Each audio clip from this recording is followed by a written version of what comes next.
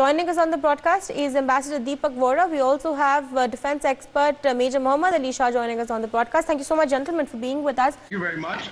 Always a pleasure to be with you, and particularly with Major Shah, who is an amazing intellectual. He has tremendous perception of what is going on. What is it that the PLA is up to, and are they indeed bracing for war? And the only war that we can see in the coming times, and this was not to be ringing any alarm bells or putting any ideas in anybody's head, but Taiwan.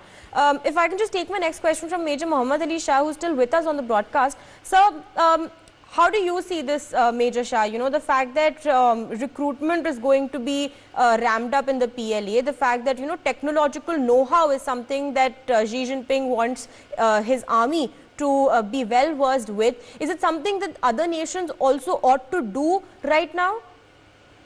Probably a very good question, and taking a lead from what Ambassador Deepak Vora correctly said, very well analyzed by the Ambassador. I would say, firstly, it is not the quantity, it is the quality. So they can recruit whoever, how many ever numbers they want. Will their soldiers be as battle hardy as perhaps India, for that matter? They would not be. Ambassador Deepak Vora rightly pointed out that they are too soft. They are chocolate cream soldiers. They are not battle hardy. The Chinese generals have written about the Indian Army soldiers' bravery, about their battle preparedness and their battle hardiness. It has been documented. Now, I would, if I give the devil its due and say, yes, okay, China is ahead of us in technology, no doubt. But at the end of the day, India has proved it time and again that it is not the machine, it is a man behind the machine. In February last year, 2020, Wing Command, now Group Captain Abhinandan, proved it that with an M21 Bison, he gave, with a MiG-21 Bison, he gave a tough fight to an F-16, which was a Pakistani aircraft, the fighter pilot.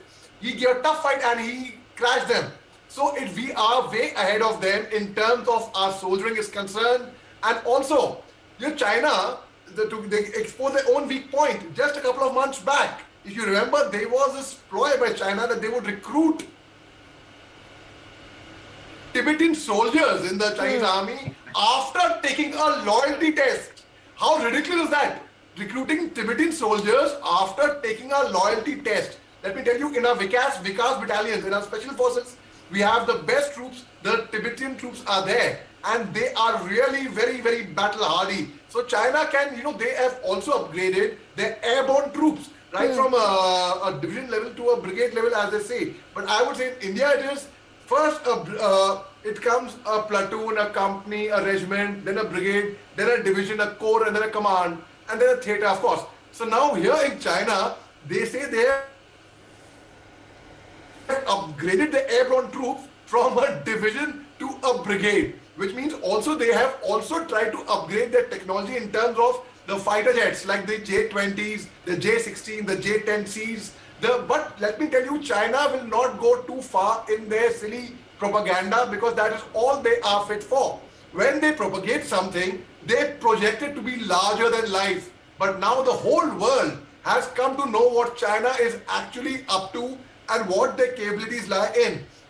So we don't have to really fear much. We are very well prepared. Our troops can give a befitting. There are videos on YouTube you can see right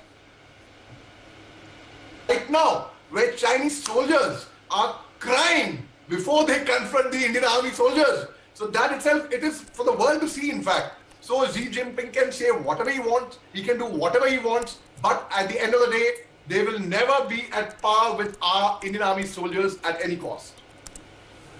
Okay, all right. Major Mohammad Ali Shah, before we let you go, I have one more question. Now, of course, China has been shoring up troops and weapons for winters, along the line of actual controls. This is something that we've seen in the past as well. Last year, same situation, China does every single year, as does India. But, sir, as far as the coming winter months are concerned, do you think that our troops are, in fact, in a good position to face the Chinese army? So, see, our troops are very well prepared. They have been acclimatized for that.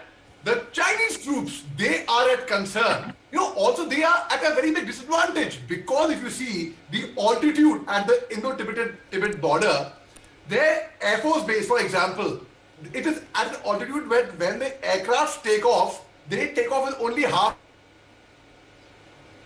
payload of fuel. as a result, their sorties are not complete. For example, if we are driving from Delhi to say Mumbai and our petrol tank is not full, we will not be able to do a complete drive. We have to ensure there is full fuel. Now, when we talk about winters, it is the Chinese troops which are not prepared for winters. We have the biggest advantage on our side, General Winter.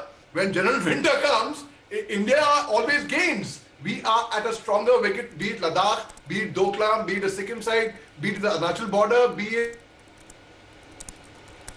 anywhere. So certainly Chinese troops are going to get a bloody nose from the Indian Army there. Absolutely. Major Mohammad Ali Shah, thank you so much for joining us on the broadcast and giving us all of those insights. Thank you so much to Ambassador Deepak Vohra as well.